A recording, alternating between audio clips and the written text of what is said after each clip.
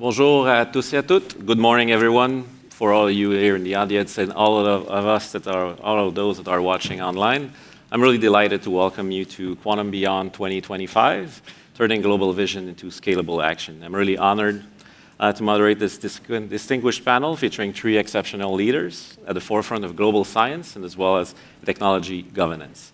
First of all, Doreen Bogdan-Martin, Secretary General of the International Telecommunication Union. Welcome. Fabiola Gianotti, Director General of CERN, and Amal, Chief of Basic Science, Research, Innovation, and Engineering at UNESCO. Welcome.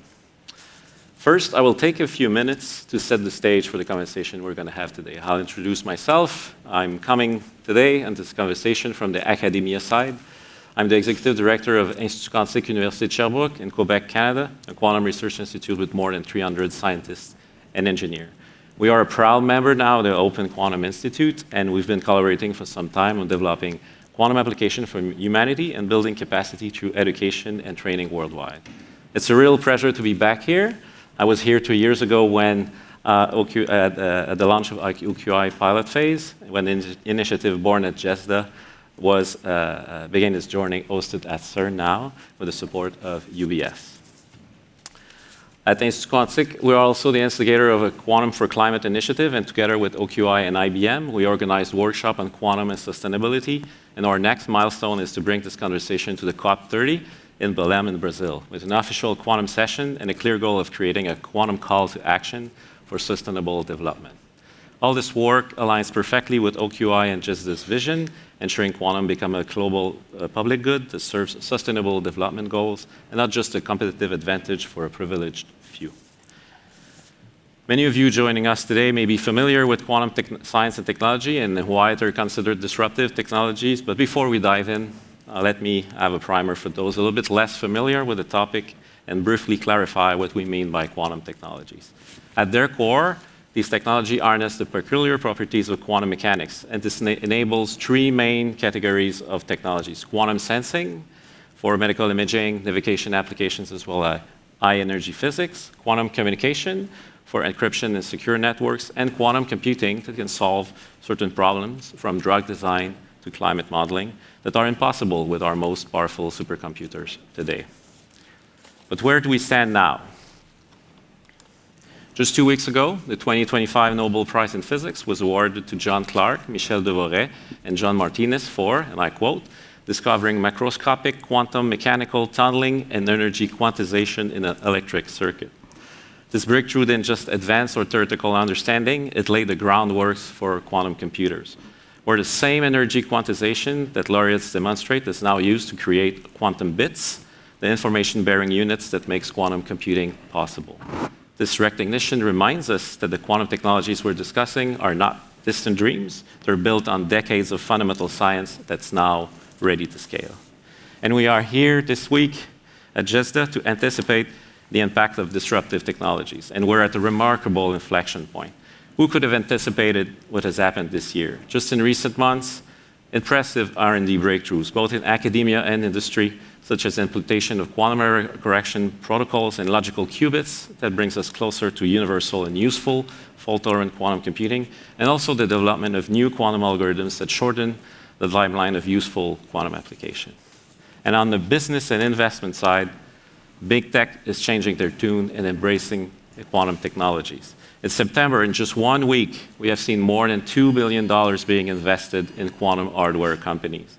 And as an example, Jensen Huang, the NVIDIA CEO, in 6 months, changed his perspective as in 20, 30 years may be useful to quantum is real and will solve interesting problems in the coming years. But perhaps what's most important to the discussion today is UNESCO 2025 International Year of Quantum Science and Technology, which has catalyzed unprecedented global coordination. We've seen over 100 countries engaged in quantum dialogues, new multilateral partnerships, and growing recognition that quantum readiness is becoming a matter of national competitiveness and security. So the question is no longer if quantum will transform our world, and it actually already had, but how we ensure that transformation is equitable, secure, and beneficial for all nations. And that's exactly what we are here to discuss today. So I will start a conversation with you, Amal. The International Year of Quantum has captured global imagination in 2025. What were your main objectives behind IYQ, and why was now the right moment? Thank you very much, Christian. Really a pleasure to be here with the distinguished panelists.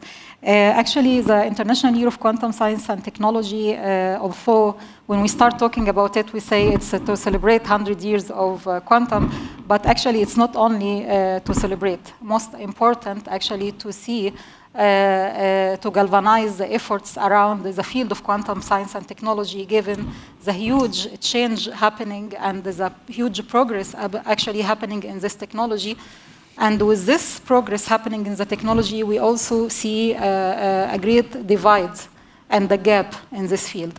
And at UNESCO, this is really a major concern for us as responsible for capacity building in basic sciences and engineering. I'm looking only from this window now, but actually, globally, we see that there is a huge gap, either on the technical aspect or in the policy aspect. So we know that there are only few countries worldwide who have policies and strategies to develop the quantum technology, and this is a big concern, as I said. But the strategy is not only about the policy; it's about also the infrastructure. And I will speak about it more later. In order to understand this, we were motivated the International Year of Quantum Science and Technology motivated us to understand more about the global landscape when it comes to this field. We ran a survey, and we could see that there are lots of concerns regarding infrastructure, regarding policies. Also, there is huge enthusiasm from scientists in the global south and even policymakers to understand how they can work on this technology and develop it for, especially that we see huge progress happening now, and we can see signs of the technology moving from the lab to the market. Also, perhaps we don't have really commercial quantum devices now, but it's there, it's going there, it's getting there. And we need to be ready for that. We have seen before in other science and other technologies the fact that it's limited in certain number of laboratories or certain number of countries. We can see that with time it fades actually, and then it's not for the benefit of anyone. So we need to make sure in the beginning this year was a sign for us to really work on this divide, to try to work in inclusion, make sure that everyone is working together towards advancing this technology, benefiting everyone. We also have another, we were talking about this earlier today, we have another example, which is AI. We have seen that AI developed extremely fast, but the main difference between AI and quantum technology, away from the technical differences that we know, is that AI has users. AI can be used by everyone. In fact, everyone in the world now is using AI. But it's not the same for quantum technology because you need to develop the hardware, the infrastructure. And this is now the main concern. So the International Year of Quantum Science and Technology was mainly to draw the attention worldwide to these issues and try to find solutions. And at UNESCO, we have several initiatives. I will talk about it later, perhaps today, on how actually to address these issues and how to work all together to develop these kind of strategies and policies. Thank you. Thank you, Amal. So I think you're bringing a very important point in terms of access. I think, and also the difference maybe would have happened in AI. The democratization of the technology was already there. It was accessible for most, which is very different in quantum, which leads me to a question to you, actually, Doreen. So ITU has been championing connectivity and technology for good. How has ITU contributed to IYQ, and what role do you see quantum playing in advancing inclusive digital futures, so accessible digital futures? Can you give us a sense of how ITU frames quantum for good for a global governance context? Yeah, great. Thank you, Christian, and good morning. Very happy to be here and just fresh off a plane coming from San Francisco, where it was all about artificial intelligence. And I think, Amal, some of the points you were saying in terms of quantum are still issues when it comes to AI, when it comes to inclusion, when it comes to capacity building, and certainly when it comes to policy. And I think it's important to also make some links about how AI and quantum can actually complement each other. So ITU is happy to be part of this special year working with our friends from both GESDA, from CERN, and of course from UNESCO. We partner with UNESCO on many things. We do think it's important to raise awareness of how quantum can help to reshape communications, to reshape the way that we think about computing. I would say our contribution is in many ways consistent to what we've been doing for the past 160 years. This is ITU's 160th birthday, where we try to ensure that, that technology can serve everyone, everywhere. On the quantum space, we have been working on this issue since 2017. We came up with some expert groups. We had expert discussions. We were looking at quantum communications, quantum security, that ultimately led the groundwork for a next group that started in 2019. It was a global focus group, as we called it, that was looking at how we can advance, and we actually came up with our first quantum network standard. This year, and also linked to the International Year of Quantum, we launched at our AI for Good Global Summit, we launched the Quantum for Good initiative. We also launched an academic advisory body, which has that hook also to be a bit like GESDA in terms of anticipatory. So we look forward to strengthening that collaboration. But I think the big focus when it comes to any technology is that inclusion piece, and we want to make sure that this doesn't further deepen divides, that it actually brings people together, and the benefits are for everyone, as I said before, everywhere. And I think that's very much at the heart of ITU's work. We focus, I think, kind of from three perspectives. The first would be a collaborative space we think we need to bring, and I think today is clearly a great example looking out in the crowd. We need to bring all players together. Of course, the United Nations, we need to bring governments, we need to bring academics, we need to bring young people, and we need to approach this in a collaborative way. Specific to this year and linked to the International Year of Quantum, we did a couple of interesting things with GESDA, working with the ITU staff, because we wanted our staff to understand what quantum meant, how it impacts their work. So we did different policy simulations, which was a terrific exercise. We also worked with the diplomatic community here in Geneva. So we have what we call a demystifying series. So we wanted the diplomats to understand what quantum means and how it can impact their work as diplomats. But we also approach it from that accessibility piece. So we want to make sure that we ultimately have equitable access when it comes to quantum. So a big piece there is focusing on skilling, focusing on training, investing in that skilling, and that's also a big component of our Quantum for Good effort. And then, of course, the last piece, which we can talk about more, is our fundamental and core work when it comes to standards. We want to make sure that we get the foundations right and that we truly lay that groundwork for being able to have quantum integrated at a large scale. Excellent, thank you. So I think for me, collaborative is a key word. That's how quantum science and technology development goes ahead. So Fabiola, on this, CERN, I think, is the embodiment of rigorous scientific research and as well as collaborative research and science for peace.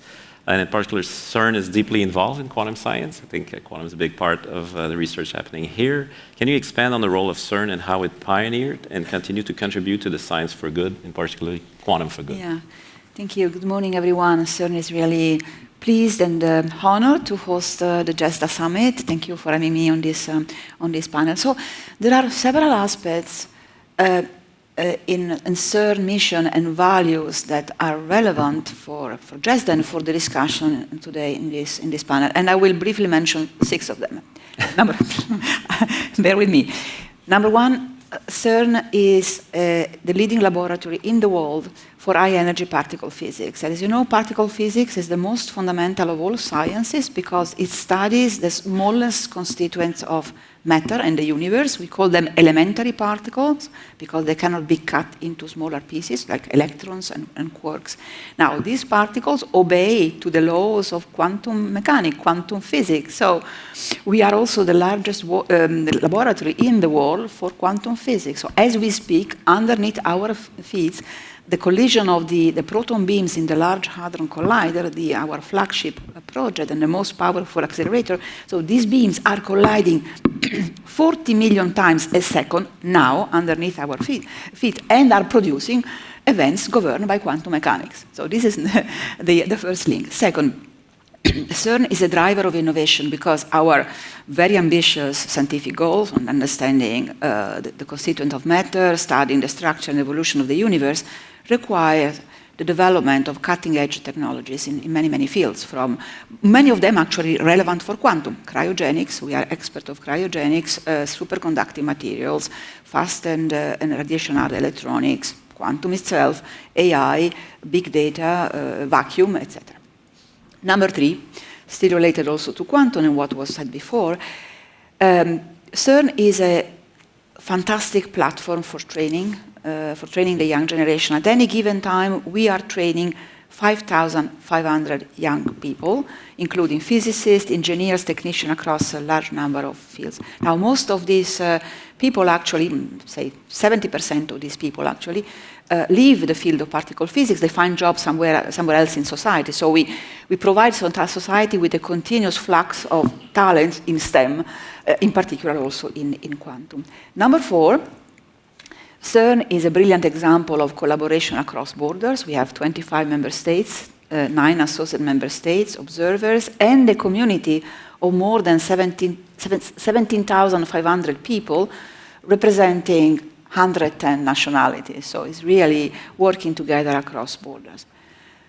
Number 5, open science. CERN promotes and embraces open science, meaning education, knowledge, technology accessible to everyone at no cost. This is enshrined in our founding convention 70 years ago. We are the elder sister of ITU. As a means, open science is a means of boosting science. The more you share your results, the more science develops itself and progresses. As a means of spreading the benefits of science, and as a means also, therefore, of reducing inequities across societies and all around the world. And the last aspect is that CERN, of course, is contributing to quantum in 2 main ways. First of all, by developing quantum technologies, especially those technologies where CERN has unique expertise. I mentioned cryogenics, I mentioned superconducting materials. There are other soft and hardware tools like White Rabbit, a tool that is an open science software hardware tools that allow synchronization of devices across distributed system, and so on and so forth. So we are contributing to the development of quantum technology. So this is technical. And then more on the science diplomacy angle and on the application of quantum technology to society, we host the OQI, which was born in GESDA and is supported by UBS, and this is a quantum diplomacy tools for making quantum technologies available to society. But I guess we'll discuss this later on. Yeah, excellent. Speaking of science diplomacy and open science, like it's really close to my heart. Right now, we're kind of in a situation where I think everybody will agree that quantum is hard. It's really, quantum science and technology development is really, really hard, and we need as many people as possible working on this. We can see that sometimes there's some borders that are getting closed or walls that are getting built that goes against international research collaboration. I think it goes against what we should be striving for. I'll bring you to you, Amal, again. So for you, what impact has IYQ achieved so far for UNESCO? And looking ahead, you're looking for a global quantum initiative, am I right? What would that look like in practice, and how would you build it on the momentum that you've built with IYQ? Sure. Thank you very much, Christian. It's really great to hear about inclusivity and the open access and open science, and I think the initiative will be about this also. But let me tell you that the International Year of Quantum Science and Technology gave us a kind of data-driven picture of the landscape in the field of quantum. And as I mentioned earlier, we ran a survey, and this survey was really interesting for us because also we let it running for a long time. We even extended the deadline. Thank you. We received 600 responses, to be precise, 590 responses. And we were really trying to get more responses, but that was it. And this was already a sign about the landscape in the field of quantum science and technology. And if I go deep into some numbers, these 590 responses came from 81 countries. 70% of these countries were from the global south. And out of these 70%, a third of this number had no access to quantum technology at all. They had no facilities at all in the field of quantum. And this shows you the great concern we have. And this was kind of a main motivation to come up with this global quantum initiative. I have to say that initially at UNESCO and also with some other partners, we had a lot of debate and discussions whether we need a global agenda for quantum technology. And a global agenda is something, of course, that needs lots of commitment, financial and political commitment. But we came up with this idea of global quantum initiative in order exactly to address this main concern, and we are very happy to have both GESDA and the Open Quantum Institute with us on board, and in the steering committee of the International Year of Quantum Science and Technology, we have Open Quantum Institute, we have also ITU in the steering committee, we have many other partners and the stakeholders, and these are the stakeholders that we are trying to discuss this initiative with them and get them on board. As I said, we have GESDA and Open Quantum Institute already, and we continue discussing with ITU and with other partners as well. So our vision for this global quantum initiative to be a kind of 3 years of global consultation, wide consultations with all stakeholders on whether we need really a global agenda to help us ensure this inclusivity and governance of the field of quantum technology or not. But in order to reach this, besides this consultation, we need really to have some things happening on the ground. And we focus our work on 3 or 4 major things. First, we need to build the sustainable infrastructure. We need to ensure the sustainable infrastructure is there, and this is very much linked to sharing open science and sharing facilities. We have a major initiative at UNESCO we started 3 years ago, which is remote access to laboratory equipment to facilities, and it's going really well. We give remote access now to 13 different countries in Africa for certain techniques. And in the field of quantum, we just actually finalized an agreement to give access to quantum computer with the Cleveland Clinic in USA to scientists in the global south. And we consider this is really one of the examples of sharing infrastructure on a sustainable manner. The second is to strengthen the global cooperation, so science diplomacy, and we call it now quantum diplomacy. So really global cooperation, of course, is one of our main concerns that we work a lot on it, but also the inclusive education. It's also important to work on the education level. I mean, some certain statistics say that in regions like in Latin America or in Africa, there are less and less number of engineers, less and less number of people who knows about the quantum algorithms, for example. And we took the initiative already to offer online courses on quantum algorithms, actually with a university here in Switzerland, with Basel University. We are giving access. We received more than 900 applications, which shows you the enthusiasm in the global south for to learn more about this field. And finally, of course, the governance, the responsible management of such technology, the ethics around this technology. This is something also we have to work together on and strengthen. So these 4 major things, if we work together, all together on the ground on strengthening them, I believe in 3 years we may know that, I believe we will have a clear image. What do we need really for the future? How to work on this for the future? Do we really need an agenda or not? As I said in the beginning, our ultimate goal really is to close or at least reduce the gap in the field of quantum technology between the North and the South, in the policy level and also on the technical level. Okay, thank you. Words that are coming back again, access and inclusivity. I think we're hearing those keywords are coming over and over. So Doreen, I think for this standards policy will be critical. Can you walk us through ITU's works on quantum standardization and how you're building communication loops among global stakeholders about governance? And how do you make sure those standards are actually both technically robust, very important, and socially inclusive? Yeah, thank you. Perhaps just to come back for a second on some of Amal's points. I would say, first of all, we're very excited about the Global Quantum Initiative, as you have described it. But also some of the research and the surveying they have done is quite interesting when you think about the state of play when it comes to quantum. We did a survey 2 years ago on the state of play in artificial intelligence, and we saw that 80% of countries had no policy or strategy when it comes to AI. Fast forward this year, it's actually doubled, a bit more than doubled. We have under 50%, but we have more than 40%. So as we anticipate and we think to the future, we need to keep kind of pushing that awareness and see how things will look in 2 years' time.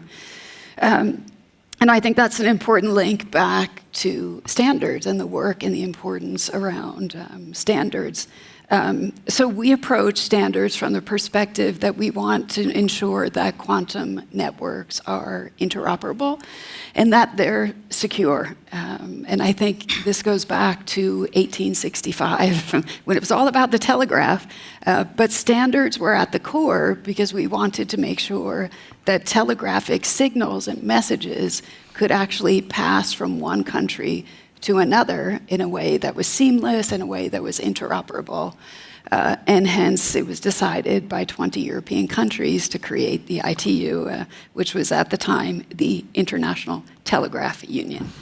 And of course, we've advanced since then to the telephone, to the internet, to satellites, and now artificial intelligence and quantum.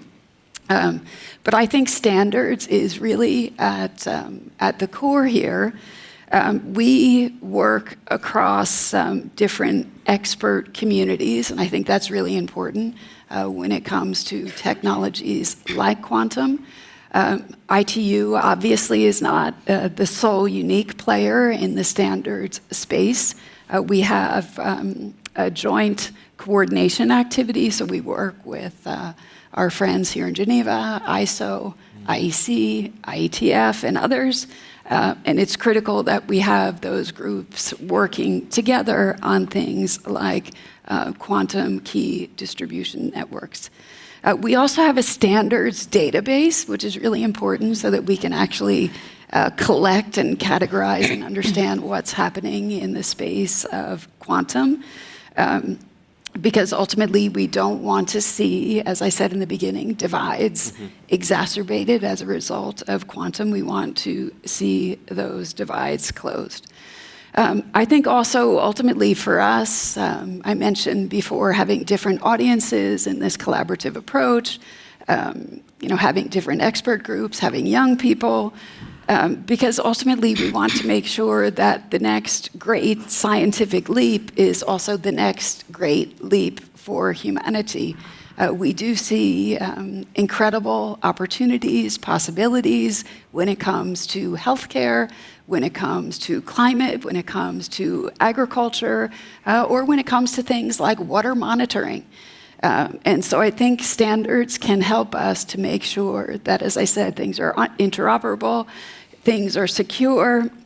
In the ITU, we have different series. So we have an X series, which looks at the security elements.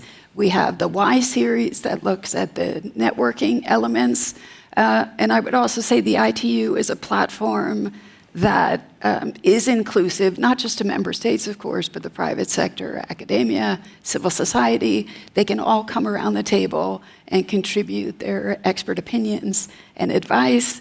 And ultimately, we hope that we forge global standards that can be beneficial to all. And if I may, I just want to give a special shout out to my colleague Jillian in the room, because at the end of the day, she is what we call our quantum queen.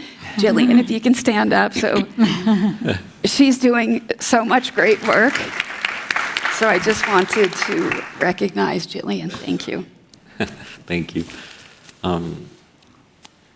Fabiola, CERN is now leading the Open Quantum Institute, and now CERN is hosting here the Open Quantum Institute. I would like to learn more about what are the next steps. How do you see OQI acting upon the IYQAQ ambition with its position at the interface of science and diplomacy? What's coming up for OQI? I would like to know more about what will be the next phase. Thank you very much. So let me first say a few words about the OQI.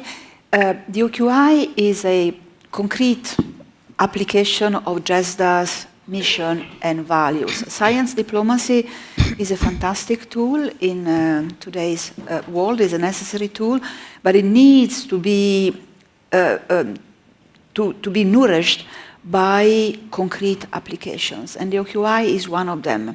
The OQI is an instrument, as we said before, developed and by GESDA and funded by GESDA and funded by UBS, founded at GESDA, funded by the UBS and hosted at CERN, which has the main goals of boosting the impact of quantum on society and on everyday life, and making sure that quantum developments do not widen the gap, the digital gap. And it does so through four main lines. The first one is to make quantum computing available, accessible to everyone, again, at no cost, in particular to people coming from underserved and low-income regions of the world. The second one is to promote and foster training and education in quantum. So we run hackathons in 17 countries, quantum diplomacy games, and many, many other educational activities. Number three is to boost, as I said before, the application of quantum technologies to society, in particular to addressing global challenges like those encapsulated in the Sustainable Development Goals. So the OQI has been looking at many use cases, about 20 different use cases, and including water leak detection, including antimicrobial resistance or sustainable food production. And the idea is to select a few of these use cases and then allow the teams that have proposed them to use quantum resources, qubits or simulators that are provided generously by our partner to solve these issues. And number four is to contribute to the dialogue on the governance, how we're going to govern the application of technologies in general, in particular quantum, in today's world and in terms of their application to society, and this was mentioned also before. I would like to underline that the OQI is a multi-stakeholder tool because it brings together research, academia, government, diplomacy, private sector, philanthropies, intergovernmental organization. And so in my view is the paradigm of how we should be working today. If you want to be successful in addressing today's global challenges, we have to work across borders, across disciplines, across sectors altogether. And so I hope the OQI also will become more and more a template for this. So you ask about the future. The future is to pursue the OQI mission in all its facets, the facet that I mentioned, and hopefully soon demonstrate the first use cases that quantum computing can really change the world.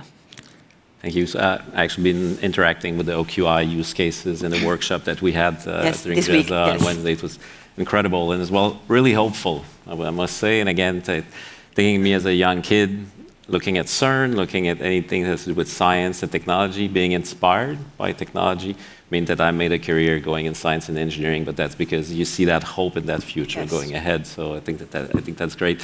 The panel today is called Going from Global Vision to a Scalable Action, or a Call to Action. And again, that intelligence report by OQI is making a call to action. So in any order, so throwing this out there to you, if you had one call to action for the global community here today, what would it be, and in any order?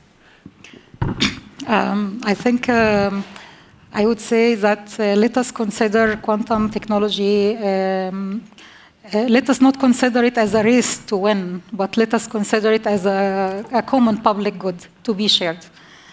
I hope we consider it really like this. And excuse me.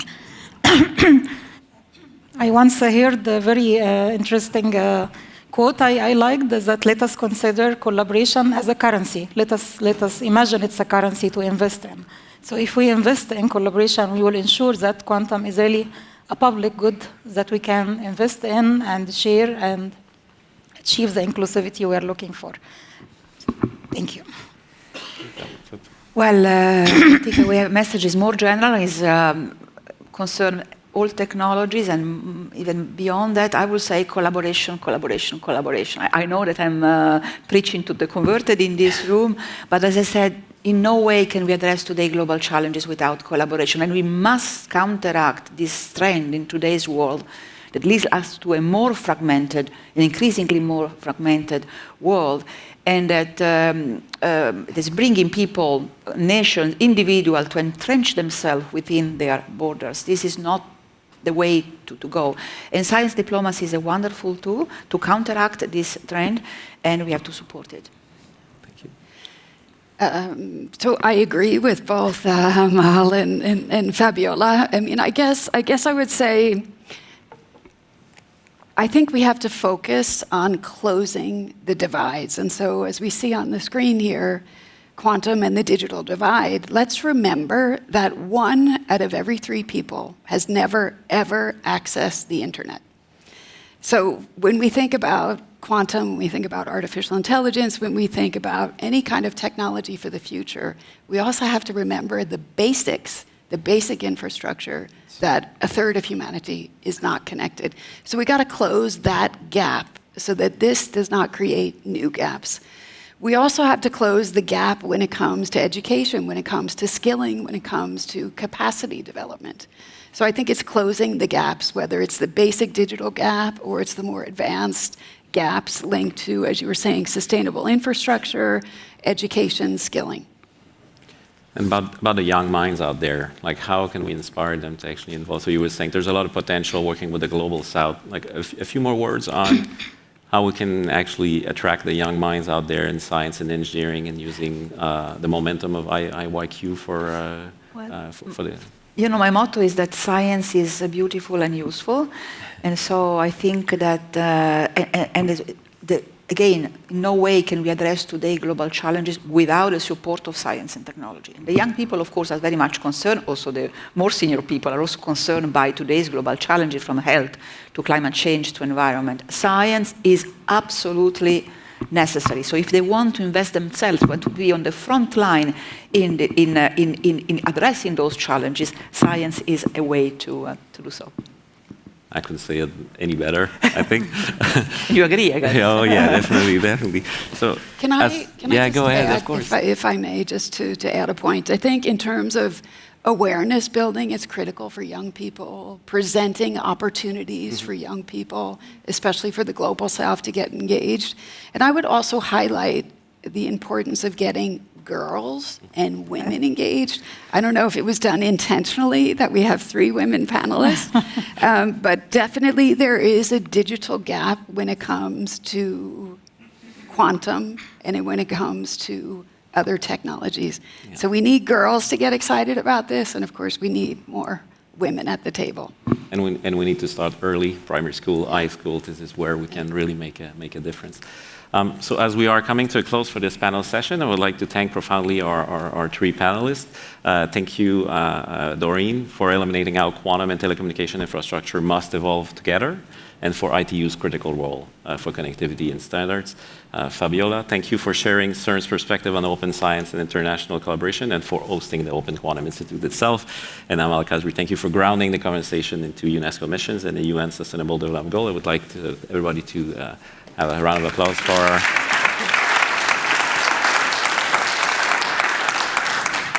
to finish this, I guess the International Year of Quantum has given us momentum. I think what we've heard today made clear that quantum future is if we actually collaborate and work together. But now comes the harder work, implementation and scalable action. I think the call to action today is pretty clear. So to everyone in this room and joining us remotely, you are part of this ecosystem. So whether you are a researcher, entrepreneur, policymaker, politician, maybe just a student or a citizen, you have a role in shaping how quantum technology developed and for whose it actually benefits. As a reminder for all of you, oh no, I think it's going, there should be something about a survey reminder. So please complete the 1-minute feedback survey for this session.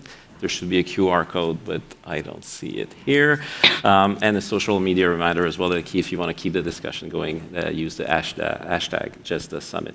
So as this session comes to a close now, myself and the panelists are going to leave the stage, but please stay seated as well as online, as we have an exciting announcement to make.